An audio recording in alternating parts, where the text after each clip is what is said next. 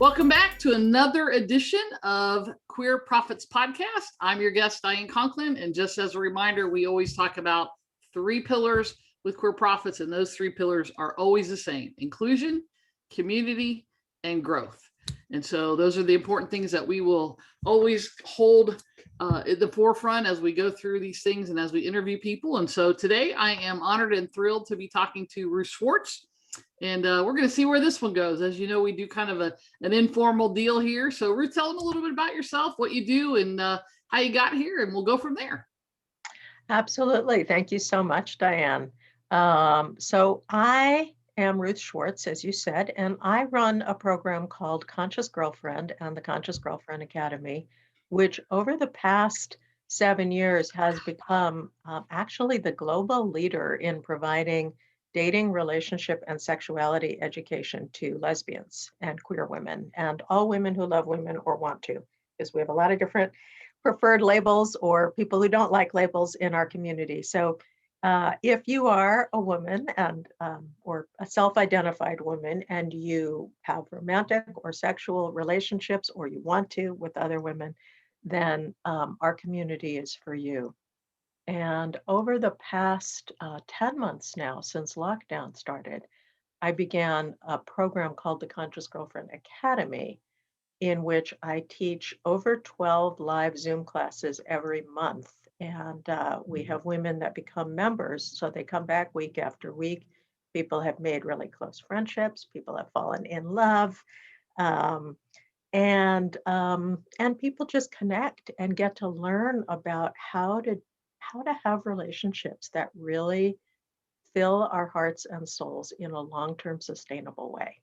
Wow. You know, I think as lesbians, I will speak for myself, oftentimes we are really good at falling in love. That's the really, really fun part, right? But it takes a lot of skill to be able to create lasting emotional intimacy and, of course, sexual intimacy, and work out the conflicts that come up. And I often say that I think that lesbian relationships can be the very best relationships on the planet. I think 2 women together are capable of so much connection. But because of that, I also believe personally that lesbian relationships take more skill than the average heterosexual relationship. Because when I talk to my straight female friends, they don't really expect very much from their boyfriends or husbands. We expect a lot more and we are capable of more, but we need to learn how to be the right partner as well as find the right partner. So that's really what I help them in both of those pieces. So just for clarity's sake, Ruth, is this like a dating app? No, thank you so much for asking that. It is not a dating app. I call it the Compassionate Intelligent Learning Center for Growth-Oriented Lesbians. So it is classes 3 times a week. I teach on all aspects of, like, how do you date? Women have questions like, who asks who out? How can I tell if she's interested in me as a date or is this just a friend date? Like, what if I ask her out and she doesn't want to go? My self-esteem will be crushed, like, what if she thinks I'm interested in her? Well, what if I am interested in, so there's lots of questions about that. And I think it's challenging because as lesbians, often our friendship pool and our potential dating pool are the same. Yeah, and doesn't that come up sometimes? Right, exactly. And, and then there are questions like, she didn't text me and it's been 24 hours. What does that mean? Or she texted me 8 times. What does that mean? Or, and a lot of questions about when should I or shouldn't I get sexual with her? So there's just so much to understand about what I call smart for your heart dating. So I teach in the academy, the Conscious Girlfriend Academy. It really is, it's a school. And people get to learn and they get to practice, they get to role play with each other. So I literally have women practice asking each other out, talking to each other about like, hey, it's been so nice spending this time with you. I'm having romantic potential feelings. I wonder if you are. just like get these conversations out on the table, and then also know what you want and don't want in terms of how you want to date, and when you want to introduce sexuality into it, and what needs to be in place first. Mm. Because It's interesting to me as I'm listening to you talk, um, that we think these things should just like sort of come naturally, right? And that somehow we're like downloaded at birth with this information, what to do and what not to do. And so, it's interesting. And I guess I probably don't talk about this a whole lot, but I had a 20-year relationship. Um, that was the longest. I mean, sort of my history is my first was a 2.5, and then I was at 4.5, and my longest was 20, and then I had another 4.5, and now here I find myself in my mid to late 50s dating again. And it's funny because after the 20, I said to a friend of mine, I don't know how to do this. Like, I haven't really been on the circuit or dated or anything in like 25 years at that point. And now everything's online, and this whole change, right? And she looked at me with this look on her face and she said, Diane, do you know how to go out to dinner with somebody? And I'm like, well, of course I do. And she was like, well, start there, and it was just really funny. But, it does bring up this point of, there's quote rules, right? Or whatever, like, don't be the first one to call if you've, and I'm like, I just can't do any of that. I mean, like, I don't know what I don't teach that kind of stuff. Yeah, really. I'm just me, Yes. like that's the best I have to offer. That's either good enough or it's not, and I sort of always say that to people, like, look, I don't know about the rules. I don't know what the rules are, but I'm just going to be me. And if it's too fast or too slow and, we like each other, let's just communicate about it and go from there. But it is that piece of like, we all go into these things with expectations. What's their expectations? And I think the thing is that we don't communicate, right? We don't have that open, for whatever reason, right? Whether it's just the intimate part or the sexual part or whatever, it's that piece of flowing, open communication and comfort of doing that. Well, it's vulnerable to do that. Right. It's scary to do that. And if you're going to put yourself out there, and whether it's asking somebody out or saying like, hey, I feel like we have potential, or, bringing up topics that have to do with compatibility, like what you're looking for in a relationship, all of those things involve taking a risk. Yeah. And so very often women are waiting for the other person to do that first. There's this thing, which is actually a true biological fact that I use as a metaphor, which is that when researchers were studying homosexual behavior in sheep, they found lots of rams, gay male rams that would mount other rams, but they could not find any lesbian sheep. And what they eventually realized was that what a female sheep does to indicate sexual interest is stand still. So they said, there could be a lot of female sheep out there wanting each other, standing still. Wow, that's interesting. Well, and take that metaphor, right? It's so very true. I'm a member of a couple of, lesbian groups on Facebook. And it's very interesting because you can people will post like, I'm single and looking and blah, blah, blah. And then, or I'm looking for this or that. And everybody will come in and say, yeah, me too. But nobody has the whatever fortitude, nobody takes the initiative to then say, hey, Sally, do you want to chat? Or, hey, let's go offline. Or, and people comment that we've got 20 women here who are all single saying they're looking for something. All you live within a 2-hour driving radius, and no one is, people comment about it. So the sheep thing is very, it's very real. And that it is. And so the women that come to the Academy and to Conscious Girlfriend in general, I wrote a book called Conscious Lesbian Dating and Love, which is on Amazon, and it's the top seller for lesbian relationship books. And so a lot of women come because they've seen that book. And what I offer is not for everybody, really. It is for women who want a more thoughtful, conscious approach to this whole dance. Because if you're just kind of like, hey, I'm looking for somebody who's this tall and weighs this many pounds and likes to watch these TV shows, good luck, and maybe it'll work out if that's all you really want. But so many of us want to really be ourselves, as you were saying. and to really build a life with, trust and knowing the other person has our back and accepts us with our strengths and our weaknesses. And that means we also have to be able to accept them with Yeah. their strengths and weaknesses. And we all get to have some deal breakers. But finding a girlfriend or a life partner is not like ordering a new car from the dealer where you get to specify all the, features that you want. It's more of a soul stretching endeavor. Like, Right. so really that's what I teach about. Like, what is compatibility really? Yeah. I have a 3-part framework for compatibility I could share with you if you want. And then I have a lot of frameworks I teach about, okay, so once you're in a relationship, um, how do you set boundaries and make requests? And when somebody gets really triggered, emotionally upset, like you came home late, what does that mean? And, people could go into fights, or they could go into, I'm not going to talk to you, or, I'm not going to have sex with you, whatever. How do we do all of those things more skillfully? Yeah. So, because it's so easy, usually, if there's chemistry, the first few months, it's because our brains go into a state called limerence, which is actually an endogenous brain drug state where she's so perfect. And it's so amazing. It's a beautiful state to be in. But then we have to spend the rest of our relationship after the first 3 months or so working to make those perceptions of the other person's perfection a reality Yeah. and to integrate that this is a real person and so am I. And our buttons are going to get pushed. And how can we deal with that skillfully so that we don't just end up in drama and pain and disconnection?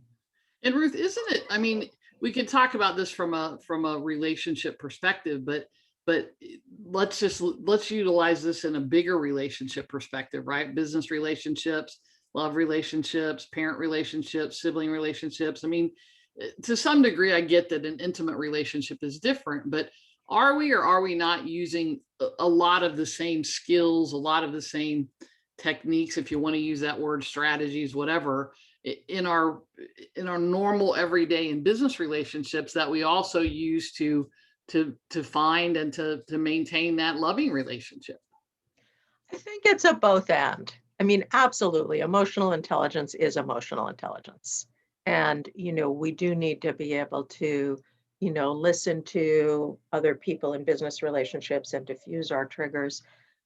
And I think because of, the theory that psychologists call attachment theory, because we come into the world, as infants with our lives dependent on these big people to take care of us. Part of the joy and challenge of intimate relationships is that they bring up all of those really intense feelings, and sex brings up those intense feelings of vulnerability and dependence and passion and need and fear and which usually are a lot more intense in an intimate relationship than in others. Not always. I mean, we can, but our brains are wired to have a primary attachment. And usually our girlfriend or partner is that primary attachment. And that's why, just like a look that crosses her face, or she gets up to make herself a cup of tea and she doesn't offer you one, can feel like a big deal. Yeah. It's interesting. Somebody, as you meet people and have relationships or whatever, often have the conversation with people that, to me, the thing that changes in a relationship over time is really simple, right? So, and it's kind of what you're talking about here. So you're at the beginning of the relationship, you're sitting in the living room and you get up to go to the kitchen to get a soda, beer, whatever, something to drink, right? And what do? You turn and you say, "Hey, babe, I'm Can I going to the get kitchen to get ABC. uh-huh, You want anything?" Sure. uh-huh. Would you bring me a Diet Coke too? Great. Do you want it over ice or you want it in the can? Oh, over ice would be perfect. Okay. So you go in the kitchen, you do your thing, and you come back and you set the Diet Coke down and you give her a kiss on the cheek or on the forehead or on the lips or wherever. And Uh-huh. it's like, oh, wasn't that sweet? Blah, blah, blah. Right. Fast forward 6 months or a year later, right? You get up, you go to the kitchen, you don't say anything.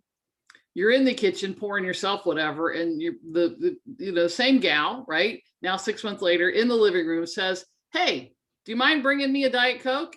And you're like, "Sure." And under your breath, you're like, lazy bitch, get up and get your own dyke. You know, but that's what happens. I mean, let's be real, right? What's the matter with your feet? You know, you can't. Wow. So now you go in and you get the ice and you get the can and you walk in and you go here and you lay it down and then you go sit down with your. Now I'm being a little bit overly dramatic. Yeah. Right? But there's this process of like almost. I think sometimes if without the work, right, there's this process of detachment. There's this process of all these little things that happen and resentment build up and these little things happen. And then pretty soon you have forgotten that there's this amazing, sweet human being sitting there who has feelings. Right. You stop doing the very things that they or we appreciated in the beginning.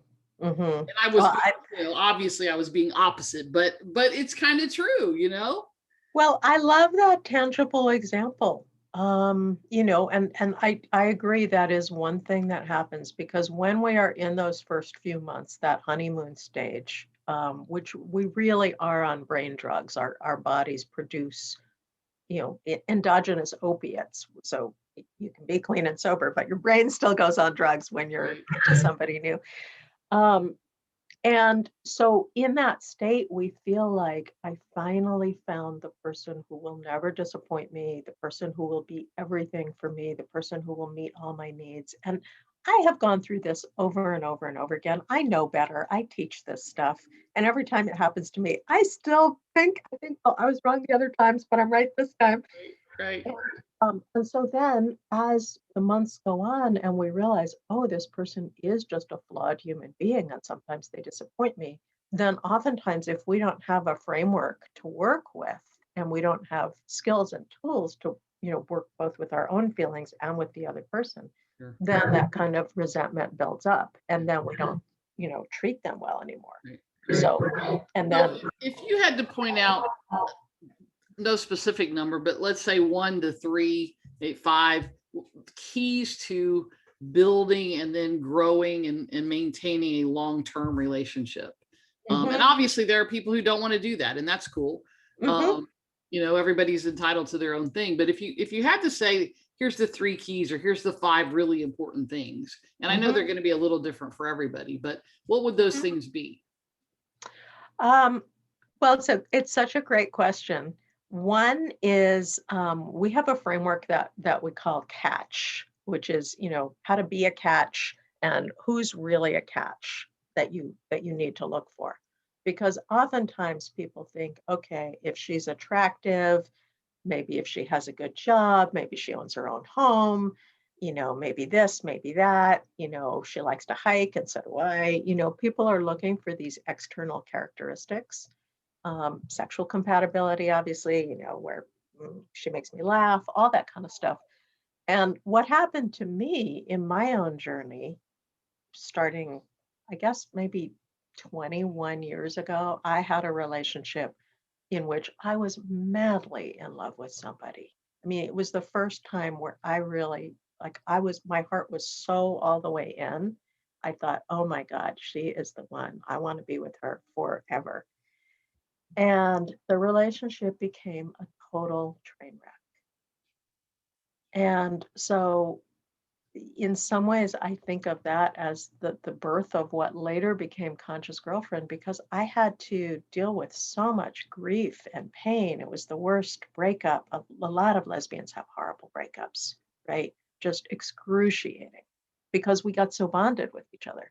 So in the aftermath of that, I was thinking, okay, what do I actually need to look for? Because I found all these things that I thought were a guarantee that we were going to have an amazing relationship because I had all these feelings for her and she had feelings for me too, but it was a train wreck. So what the catch framework encompasses now is it's an acronym. So the first C is compassionate towards self and others. The A is aware of what you feel when you feel it. The T is able to tolerate your feelings without blowing up, shutting down, or self-medicating. The second C is communicate without blame, self-blame, or defensiveness. And then the H is happy to learn and grow. Mm. And so what I teach is that we need to both develop ourselves to have those characteristics in order to be able to be the right partner. And we need to look for somebody else who has those characteristics or is working on them, or at the very least is happy to learn and grow. Because without that, I mean, it's great, of course, to have sexual compatibility and have, hobbies in common and, you know, be similar on the neatness scale or similar on the morning person, night person scale, or eat the same way or have similar spiritual beliefs, or all of those things can help for sure. But if you don't have these skills of knowing what you feel when you feel it and being able to communicate about it skillfully and being able to be compassionate toward yourself and others, you can have what feels amazing for a few months and it's not going to be sustainable. Mm. Wow. That's interesting. So, and I'm just going to bring this up because it's something that we hear a lot about, and if it's not something that you deal with or whatever, just say so. But I'm interested to know, we're hearing a lot of people talk about like narcissistic people and that whole thing Mhm. right now. So, I have a friend who says she's a relationship expert, and she says, it's a term that's overused, but is I agree there, with your friend. but there are people who truly are, have those characteristics, right? Yes, there are. And the term is overused. Yeah. Both. So if you're in a relationship with somebody who has those kinds of tendencies, um, and it starts to become an issue, talk a little bit about, like, do you have some skill sets or things that you can do to Sure. to sort of help with that? Well, and so this is why I am passionate about helping women learn to find the right partner. First of all, I do work with women and couples already, and I will address that. But so many of the women who come to me are over 40. Actually, probably at least half are over 50. Lots of women in their 50s and 60s who are currently single. They've had one or a number of really bad heartbreaks in the past. They don't want to be single for the rest of their lives, but they don't want to make the same mistakes. So that is my perfect audience because people are motivated and people who come to me usually realize, hey, I was the common denominator here. There's got to be something for me to do differently. So if somebody is still thinking, oh, when I meet the right person, it's going to be magic, they're not going to want to come to the Conscious Girlfriend Academy and learn all this stuff that I teach because they're still living in fantasy land. And I wish them well with that, and maybe it'll all work out, but I know most of the time it doesn't. Right. So, part of what I teach women is when you're dating, don't just look for, does she make me laugh? Does she turn me on? Look for, is she able to have empathy? Does she relate to me as a whole separate human being? Is she kind to other people in her life? How does she talk about her exes? How somebody talks about their exes is a really big indicator of how they might someday talk about you. And so, whether you're still together or not, because if a classic example, and maybe this gets to what you're talking about with narcissism, although I don't really think this means somebody's a narcissist per se, but a lot of people are walking around with victim consciousness. They're not taking self-responsibility.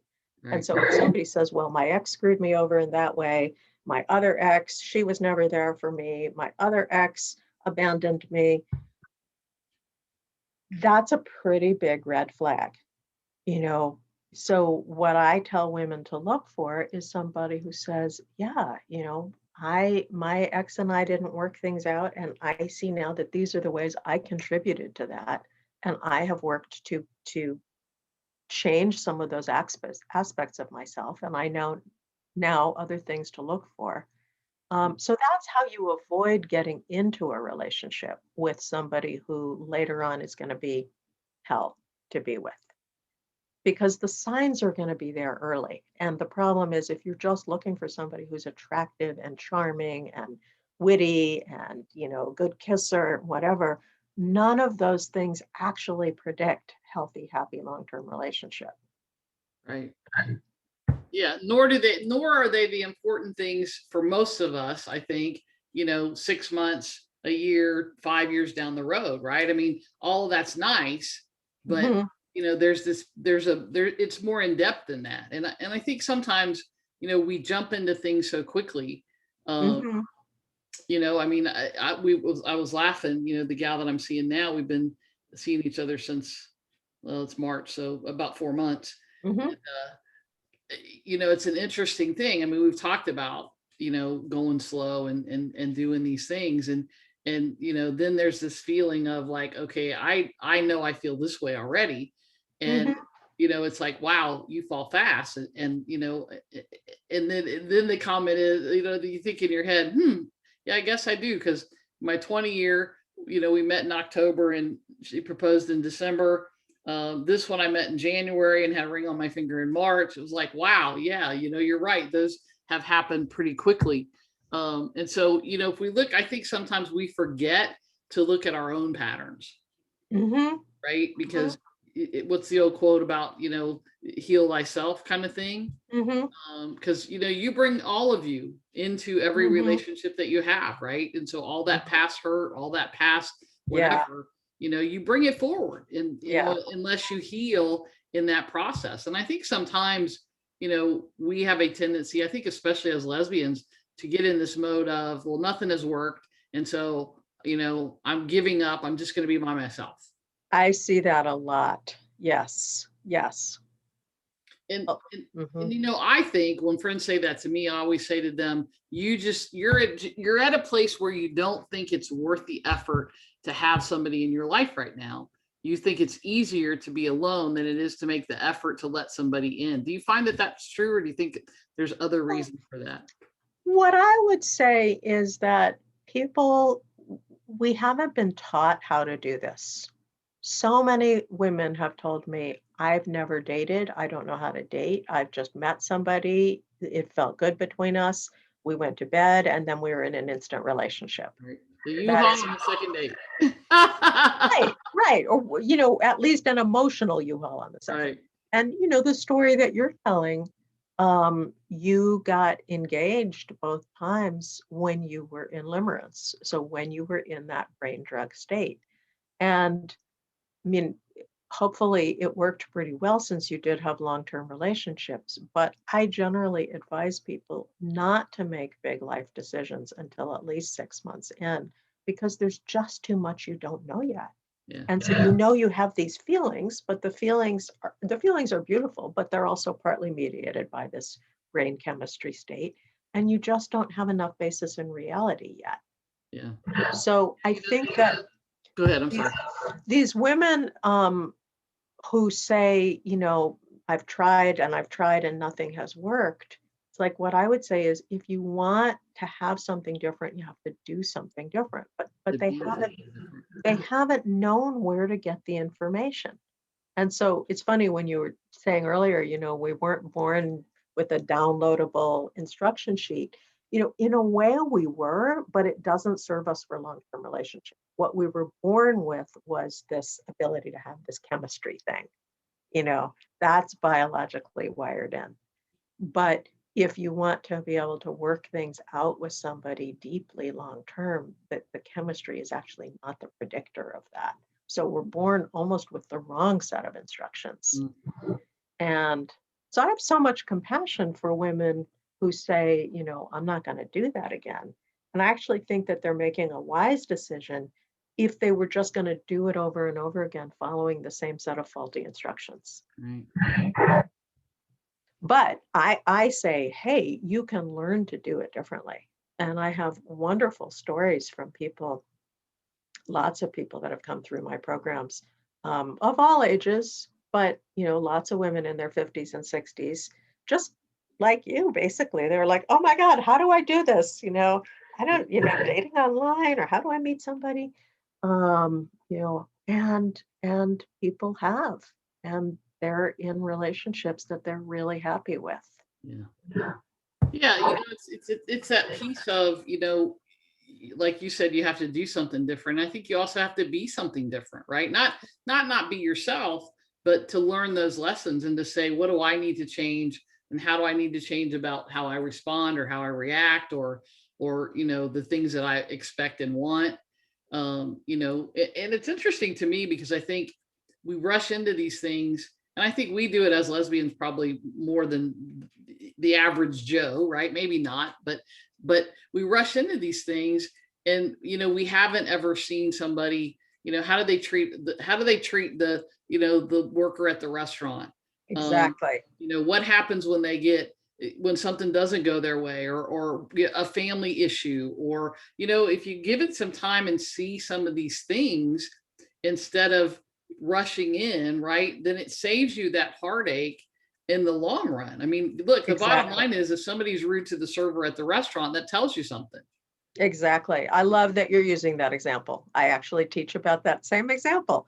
It's Yeah. like, yes, how do they treat their kids? How do they treat their family members, their friends? How do they talk about their exes, as I said earlier? How do they deal with their feelings when they're stressed out?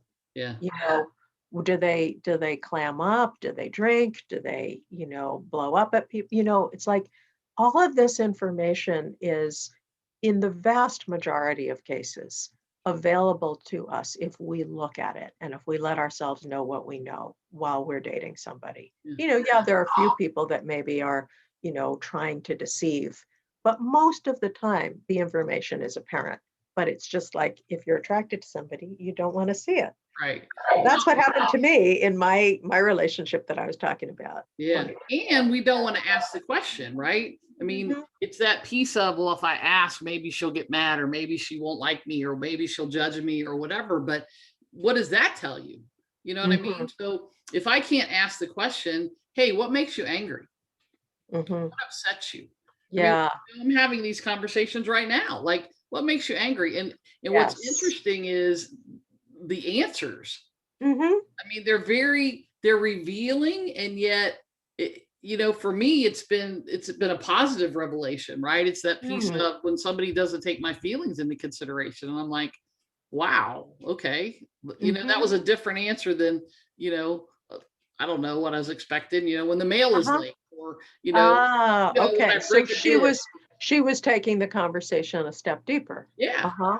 Yeah, which tells you something, as far as, what you're getting, and who you're Mhm, talking to, and mhm, some of those kinds of things. And, but I think sometimes we don't ask those questions. And I think, for me, if you're not comfortable enough asking those questions in the beginning, you're never mhm, going to ask those questions, and you're never going to be comfortable enough to have these open communication and dialogues with the person that you're going to spend, I don't know, 15 hours a day, 10 hours a day, 8 hours, waking up mhm, 8 hours a day with, for potentially the quote rest of your life. Wow. mhm. Yes. And then Yes. what it boils down to me is, can you even ask yourself those questions? Yeah. Yeah. That's great. And, and then a follow-up is, so the woman you're dating said what makes her mad is if people don't care about her feelings or don't take her feelings into Mhm. account. So then I would be curious to know, like, how do you know that's happening? What are the Yeah. signs? Because this is where we get into interpretation. Like in your story, the girlfriend gets up to get the Diet Coke and she doesn't offer you one. She didn't take your feelings into account. Um, so if, maybe you get mad and you say, you don't treat me right. And then she gets mad and she says, well, last week or last month, you didn't do blah, blah, blah. Right. And then, these are the kinds of patterns that we actually can learn to dismantle so that, because there are ways to have these conversations where we actually can get closer and gain more understanding rather than make each other wrong. So, Right. The ego gets in the way, right? Because I can't be wrong. So I have to make you wrong. And that's where the communication stops, right? And it stops because why? Because you let your ego be more important than the relationship. You let your mhm, ego be more important than somebody else's feelings. mhm. Your need to be right. That's ego. That's, or fear, one or the other, right? Fear. Yeah, yeah. Well, it could be both. Yeah. Yeah, I think so Well, often and it it's always fear. boils down to fear to me, Right. right? Pick any situation that stops you. There's fear of something. Mhm, Your ego mhm. only gets involved when you're afraid. Yeah, absolutely. And so often we're afraid of loss, and then we do the things that bring the loss into being. Yeah. Mm. Yeah. Self fulfilling prophecies, right? Right. So Right. is there really such a thing? So I get that there's fear of loss. Do you really have the ability to be afraid of love or to be loved? Is that real, or is that just a thing that we throw out there? Well, I think that because most of us have had painful experiences with people who either did love us or claimed to love us because they were not perfect people, we end up associating love with all kinds of things that were painful.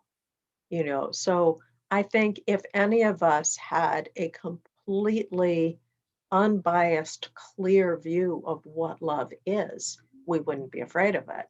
But none of us have that, because with my parents, love meant, this or that. It meant I had to do what they said.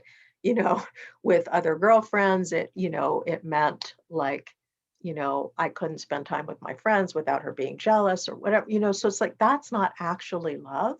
But so often people think that love is going to mean I can't do what I want, or I can't be myself, or I have to give certain things up, or you're going to suffocate me, or you're going to pull away and devastate me. If Um, you had to define love, if I ask you what the definition of love is, what is it? Do you have a well, I think love in the big sense is actually wanting someone's well being for them as they understand and experience it, regardless of how it impacts you. hmm, see, I would call that unconditional love. Well, I think that that's real love. And I think that when we are in adult relationships, we get to have conditions and we should have conditions. So is there such a thing in our world as unconditional love I with don't between think it's, humans? well, at a distance, there is. I think if you're trying to build a life with somebody, you can't have unconditional love for them because you're going to have conditions and you should have conditions. You need somebody to treat you a certain way for you to want to be with them. But at the same time, the sort of emotional contract that one of my long-term partners and I had, she and I actually started Conscious Girlfriend together years ago, was that whatever you want most for you, I want that for you also. Like, hopefully, we're going to keep wanting each other as romantic partners. But if you reach a point where that's not what you want, I want you to have what you want more than I want to make you wrong. So if somebody knows they can be loved that way, then they don't have to give anything up in order to be loved. Right. But if the conditions of love are, if you don't treat me the way I want, I'm going to tell you you're a bad person, you know, who'd want to sign up for that? Right. So is there a difference between conditions and boundaries? Yeah, that's a great question. I like that one a lot. Um, yeah, I mean, I think that we get to have certain conditions. Um, a boundary is something that arises in the moment and might be flexible and changeable. So, like maybe my partner um, wants my attention in a given moment, and I'm really stressed out and distracted, and I say like, I just can't do that right now, but I'd love to spend time with you in an hour. That would be a boundary. So that's different than a condition. A condition for me would be, for instance, I don't want to be with somebody who deals with their feelings by using drugs or alcohol. Like I'm okay with social drinking, but for me, it would not work if somebody is drinking every night or drinking every time they get upset. So I could love somebody, even though they have that habit, or maybe it's an addiction. I could still recognize you are a worthy, good person, but I don't want to be your partner. Right. Like that's not going to be an okay. I'm just not going to be okay with that. Right. I have a condition. I don't want to be with somebody who, blows up and says hurtful things when they get upset. I want to be with somebody who is committed to and has learned to work more skillfully with her feelings than that. And it's so fascinating for me because the last time I was mad at my girlfriend, or I was actually really hurt, I felt myself wanting to say certain specific things that I knew would hurt her the most. And when that arises in me, I just am like, God, it's hard to be human. And I am so glad that I have committed and trained myself over the years that even though I still have those thoughts and impulses, I don't act on them. Mm, And I want to be with somebody else who also doesn't act on them because we can do so much damage to each other in those yeah, moments. no kidding. Been there, done that. So Ruth, why do we do that as human beings? Why is that? Why do we, why do we push each other's buttons? And more to the point, why would you ever see, like, this is hard for me to understand. Not that I've never said something I regretted. Don't get me wrong. I'm not perfect. God knows.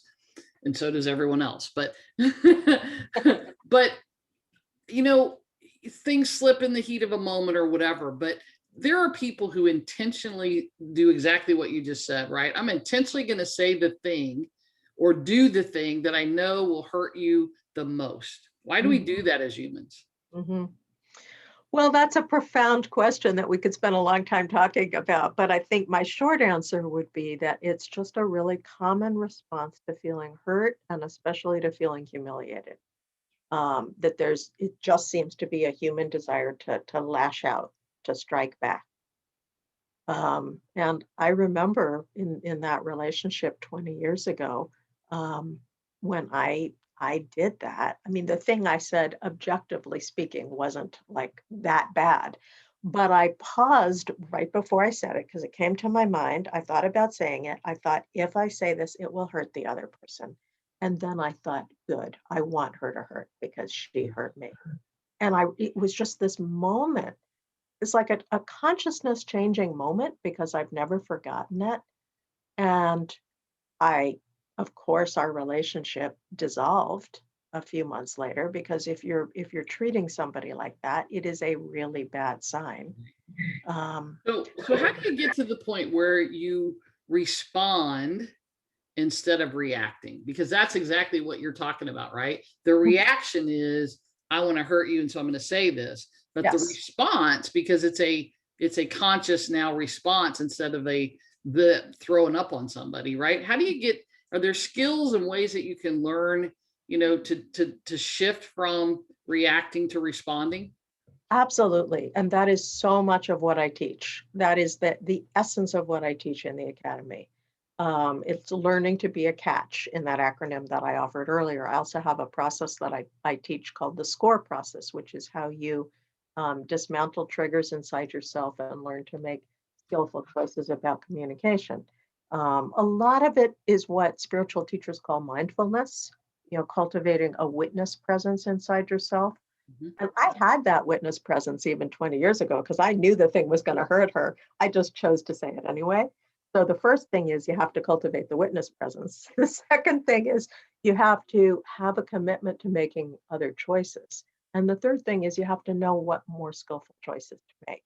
Mm.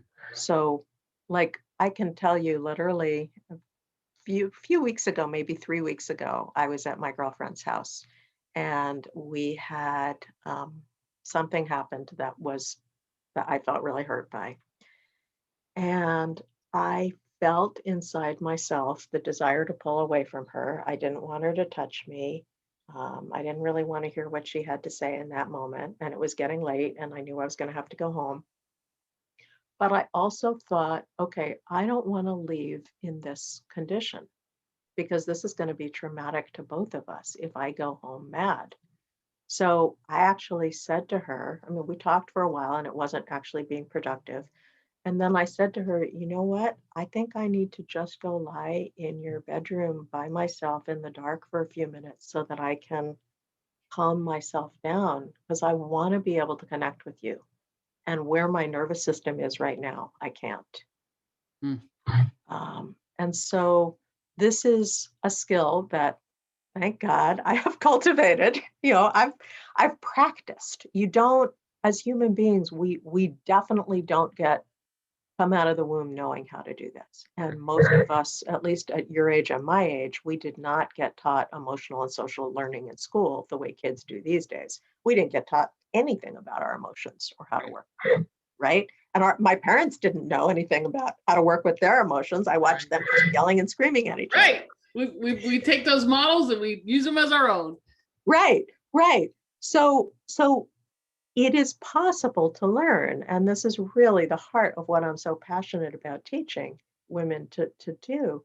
You can learn to be more sovereign within yourself. Like, I don't have to be at the mercy of those painful emotions. So I went in my girlfriend's bedroom, I cried, I, hugged myself, I calmed down, I breathed. So much of what happens when we're in that upset state, when we want to say the hurtful things, is that the amygdala, which is the fight or flight part of the brain, is activated.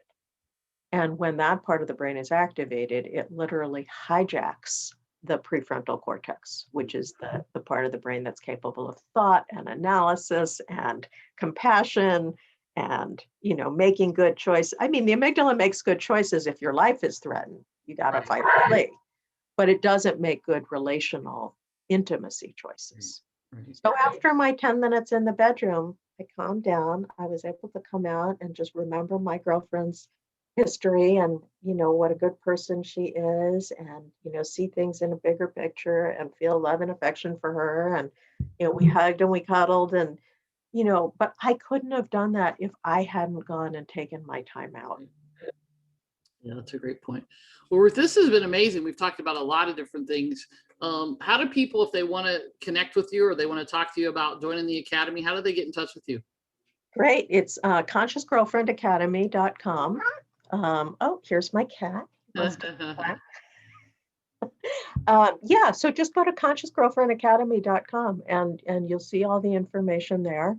And you can also email Ruth at consciousgirlfriendacademy.com, and that'll go to my assistant. She can answer your questions. Yeah, you can also check out my book on Amazon, which is called Conscious Lesbian Dating and Love. See, it's all about conscious, Right. which is really what. Right? That's the key word in all of this. Well, this has been great, and I certainly appreciate your time. And we got into some in-depth things and some things that people can certainly take. And I love the CATCH acronym. I think that's an amazing tool for people to use that. So, I just really appreciate you sharing. And it's a little different. We didn't talk a lot about business. We didn't talk a lot about that piece. But, when you learn and grow in your personal life or in your relationship life, I mean, it certainly does extend over to, your work, extends over to the rest of your life. So although we didn't talk specifically about those things, it's all applicable. Absolutely. Yeah. Yeah. And so many of the women who take my classes, for instance, I have a 12-week class called the 12-week Roadmap to Conscious Lesbian Dating and Lasting Love. And if you join the Academy, you get to download, one module of that class each week for 12 weeks. And then we also have other classes live classes that deepen the material. But women who take it say that all of their relationships get better. Their relationships with their, families, with their neighbors, with their coworkers, and the relationship with themselves. So much of what I teach also is about learning to be compassionate towards yourself, because that's the relationship we're all in 24/7 that we can never break up with. Isn't that the truth? Isn't that the truth? So, well, this has been great. Again, I appreciate it. Thank you guys very much. If you guys have an interest, go check out Ruth's information. Again, I'm Diane Conklin, your host of Queer Prophets Podcast, where we certainly talked about 3 pillars today. We certainly talked about inclusion. We certainly talked about community, and we certainly talked about growth. That was a big piece of what we do. So just as a reminder, if you haven't already, please join the Queer Prophets Facebook group. There's also a page I would love for you to like, which is the Queer Prophets Podcast on Facebook. And as always, if you're interested in the free report that I have for you, the 3 keys to growing your business fast, getting more clients and making more money, you can always go to queerprophets.com to get that information. So if you have questions, you have comments, I would love to hear those. If you have things that you want me to talk about, or people that you think would be a great interview, I'm always open to those suggestions. And until next time, make it a great day. Thanks again, Ruth. I appreciate it so much. Thank you so much, Diane.